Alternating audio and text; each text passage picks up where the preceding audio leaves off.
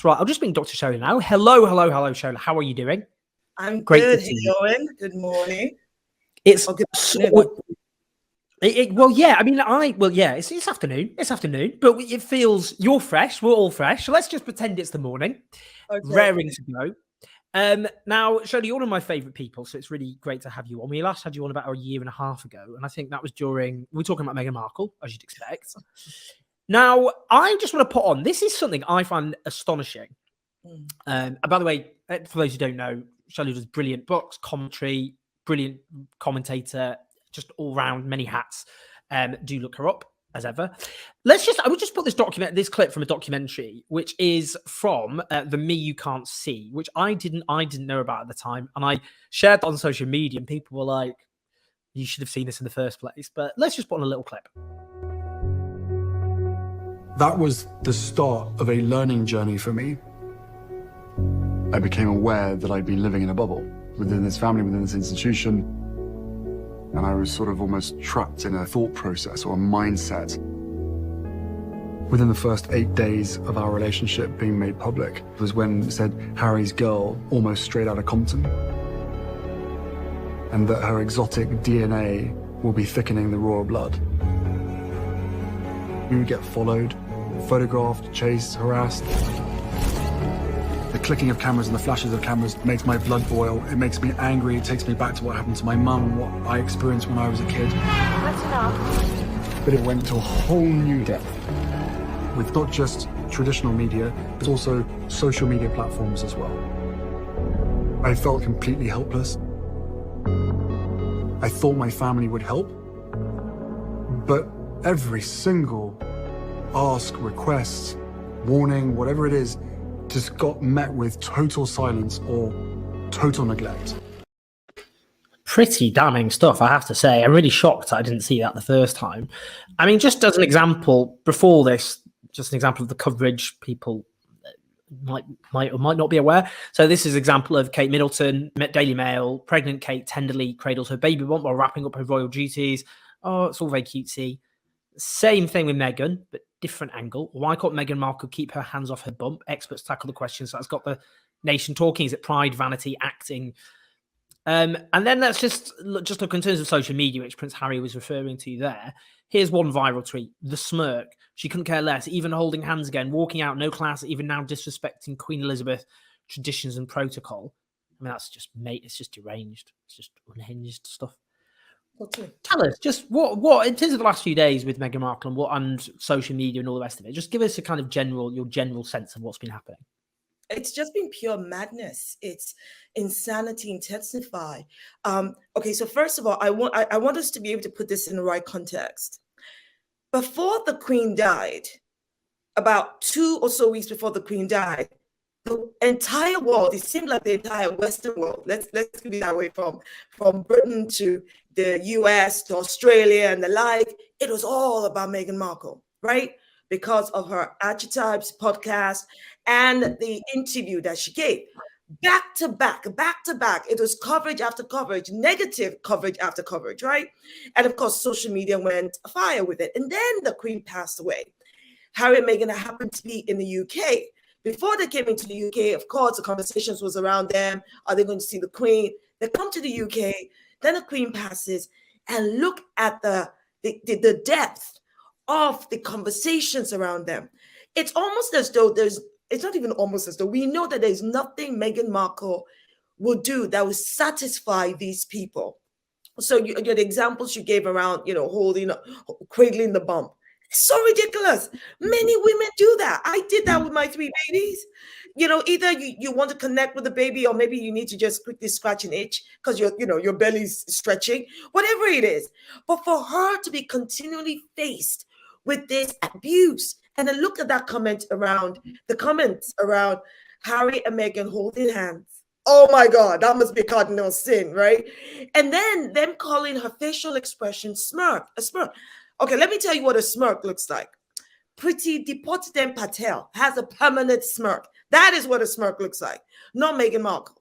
Just the comparison and the continual abuse, it just makes no sense. I am way past trying to understand why people cannot question for themselves, why am I behaving this way to her? Is there some truth to the systemic racism, the bias, that maybe this is coming from a place of bias, racial microaggression, that I'm feeding it, that I'm complicit in it? They don't want to ask themselves this question. Now, when I looked at that video that you just shared, I remember thinking to myself, this is so, it's almost like you take his video, put it side by side with Princess Diana's video, tell me what the difference is. There is no difference. I mean, Princess Diana shared that she was being called sick, mentally ill, that they wanted to keep her in some home. They were isolating her, ostracizing her in order to dismantle her personality. And that's exactly what they're doing to Meghan Markle and Prince Harry. We see it. This is why people should call it out. I mean, before I ask, just in terms of what he said about the royal family, which is very damning, this was a study by BuzzFeed last year, which showed a coordinated campaign of hate against Meghan. A concentrated set of users drive 70% of the hate content.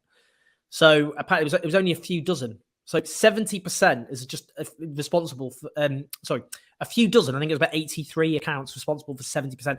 So this is like a coordinated factory of hatred online. Right. But it's a coordinated factory of hatred that is aided and abetted, led by, organized by British media, people with real faces, real names. And as far as I'm concerned, the royal family is complicit in this. So when he says that his family did not help, as a mother, I cannot begin to comprehend how anybody could possibly justify that. How can Charles justify that? How could the Queen, how could she even justify it? And can I just say to everyone, I want everyone to just pause right now and think about this. Have you noticed there's been not a single bad press about Camilla since she married King Charles? Mm-hmm. Think about it. You know that while Princess Diana was alive and shortly after her death, the world was like, hey, we know what you did. We knew all of that. People were into her. But the moment she got married, we've not heard zilch, nada. And what does that tell you? It means that the royal family, King Charles, has the power to nip this in the bud. And I don't want to sound all conspiracy theorist or anything like that, but it makes me wonder whether, whenever we hear palace sources, this secretive palace sources and the royal experts, I wonder whether or not Meghan Markle and Prince Harry are being fed to the press in order to cover something else up, to distract from something else happening with the royal family. Because notice how the royal family, i.e. the monarchy as an institution, they defended Prince Andrew. They brought out statements in defense of Prince Andrew. They did not do anything on the sort for Meghan Markle and Prince Harry. Not once. Not to protect her, not to do anything. I mean, Harry had to do the unprecedented thing of coming out and speaking out against the racial undertones being used by the press. Nobody in that royal family did that. So then now in 2022, 2021, you have the likes of Prince William coming out and saying, oh, that's just disastrous. That's just terrible. The racism being faced by the footballers, blah, blah, blah. I'm like, boy, you better hold back those words because you have no legitimacy here. If you could not speak out against the racism your own sister-in-law was facing, then this is just performative and we see through you. And this is the point. This is why I think even with the Queen's passing, I don't understand why the monarchy can't see that every action they take will be interpreted towards their legitimacy, towards their relevance. Because how can I trust a king who can't protect his son? If you can't protect your son, you can't protect me. How can I trust an institution that is meant to be there to serve us, but could not even protect its own daughter-in-law, granddaughter-in-law, and son from mental health issues, could not support them? That means when you come with all the, mental health is but I'm like, no, you're talking out of your other whatever, because I don't believe you. If you can't take care of those closest to you, I do not trust that you can take care of me. I mean, it's such a critical point, that, because obviously that's how they're set up. They're supposed to be the guardians of the nation or whatever. That's how people. There was one Tory MP approvingly referred to their small child, saying, King Charles will look after us now, which I'm quite sure that means in practical terms. But in terms of, you made that point with Prince Andrew. and his a former associate of the prolific paedophile Jeffrey Epstein. Yeah. I mean, what Harry says about the royal family there is utterly damning. I mean, what do you think in terms of, in terms of what that says about the institution of monarchy, what he's talking about? What does it tell us about King Charles and the institution itself of monarchy? I think you take what Prince Harry said and then look at the past week since Charles became king. We heard in that his first speech, him express love for Prince Harry and Meghan. And at first I thought, well, that public expression of love, maybe that would go some way in pushing back the detractors and haters, right? I thought maybe. But then they started to mess up. There was a military uniform. He can't wear it. Why can't he wear it? Oh, we weren't given any good reason. I'm like, this is he's not a boy anymore, but I kind of feel like I'm an auntie to Harry. But this is a young man who served his country, who rose up in the ranks, who did 2 tours, right? Who has been supporting injured war veterans, the founder of Invicta Games. I'm sorry, who else is worthy out of you lot to wear the military uniform? And why allow it to be a subject of conversation? And then they did a U-turn. And then we hear about, they were invited. Now they're uninvited. It seems to me that Charles must know that we can see this is intentional. Because if you place your own child in a position to be a subject of mockery, a subject of continued abuse, that people will take every single word you say, they will tear it apart, right? And attack your child, and more importantly, your child's wife. It tells me that you know what you're doing, because the royal family have had 4 years or more. They should understand the blueprint of the systemic, endemic hate that Meghan Markle has been facing because she's a biracial woman. I mean, don't be fooled by we just don't like her because. Okay, well, what's the because? Well, she did this.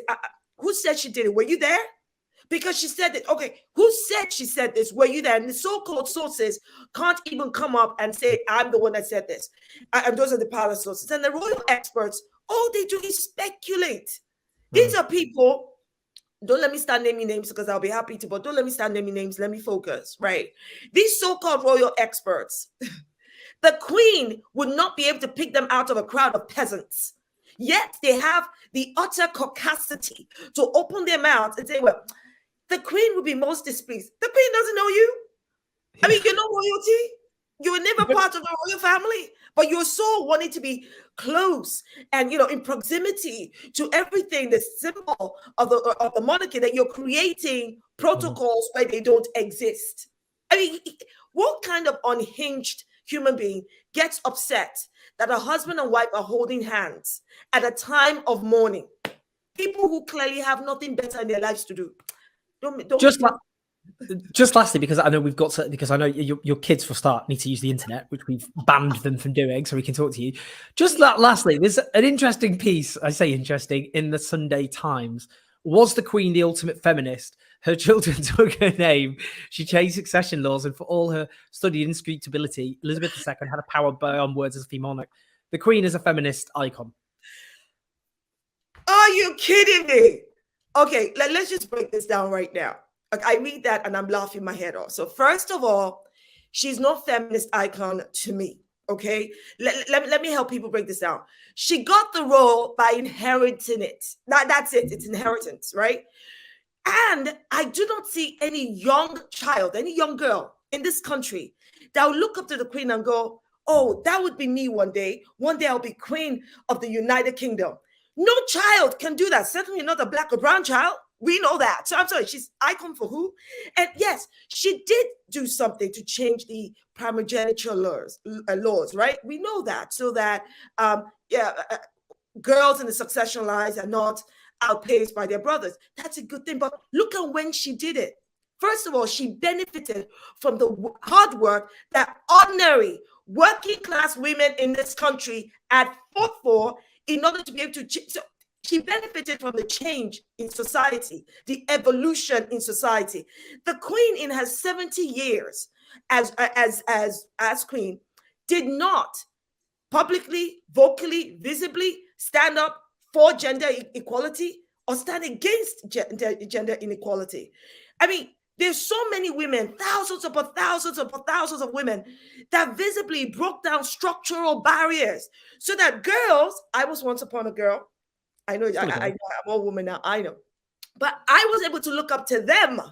And young girls today, including my 3 daughters, can look up to them and go, oh, one day I'm going to be a lawyer, a doctor, an entrepreneur. One day I'm going to go into space. I will start my own business. I will do multiple things. Because you see, those are the women. Those are the icons.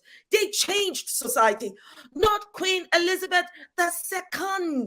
And every single thing she did to change the laws benefited her family. Didn't benefit you, didn't benefit me. So I'm sorry, what kind of feminist icon is that? But again, look, I respect that everybody has their standards. Some people just have a very low threshold. I mean, because that's a very low standard. If all you had to do was inherit a role and people just out of reverence and deference start to give you exaggerated epitaphs, then well done. And you see, the only reason I'm responding this way, I need people to understand, and many people who are responding this way about the passing of the Queen, it's not because we don't want to be respectful about your right to mourn her or what you want to say about her.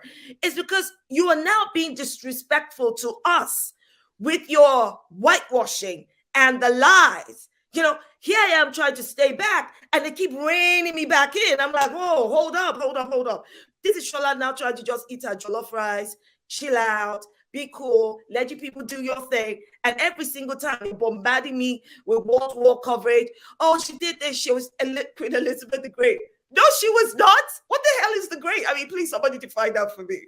So yeah, that whole thing about feminist icon, I don't agree with it. I don't believe she was an icon. I do not believe, even if she was she a feminist? I would like to know what that is, because we know that the whole understanding of what feminism was and how people refer to them as to themselves as feminists changed over time. So that there was a time that we know that some women did not even want to refer to themselves as feminists. So would Queen Elizabeth have referred to herself as feminist? That would be great to know, but we don't know. We know nada, absolutely nada. But because people have romanticized Queen Elizabeth so much, they're now trying to bridge the gap. They know nothing about her. Okay, that's the truth. You do not know, neither do I know, but what we do know is what she did not do with the power she had. And let me just quickly add this point. People immediately go, how dare you? That woman, that Shola woman, how dare you? She didn't have any power. She was powerless. Did you just say that she had power? I mean, that headline you just showed said she was a powerful monarch. Liz Truss said she was the reason Britain is great as it is today. Okay, she can't be the reason for your greatness and not have power. People, are we speaking Latin or Swahili? Aren't we speaking English here? You can't write in plain English. Then when we deconstruct your plain English, tell us that what you wrote is not what it means. I know it's Sunday, but people, please don't try my patience. Okay, I'm just trying to be chill today. Get through tomorrow because 20th September cannot come soon enough. Honestly, Shelley, we're both going to get arrested for treason and thrown in the tower, but that's fine. That's the price we pay for expressing our opinions. Shelley, honestly, there's so much love in the comments for you, which is unsurprising, because you are, as ever, sensational, just so on point, brilliant stuff. Everyone go and buy This Is Why I Resist by Shola. It's a brilliant book. Can't recommend it enough. So do go and order it now. Just right a second. Shola, honestly, such an honor. You've got to go and let your kids use the internet now. So we'll obviously have to eject you for that, for Wi-Fi bandwidth purposes. But endless love, and I'll speak to you soon. Thank you. Take care.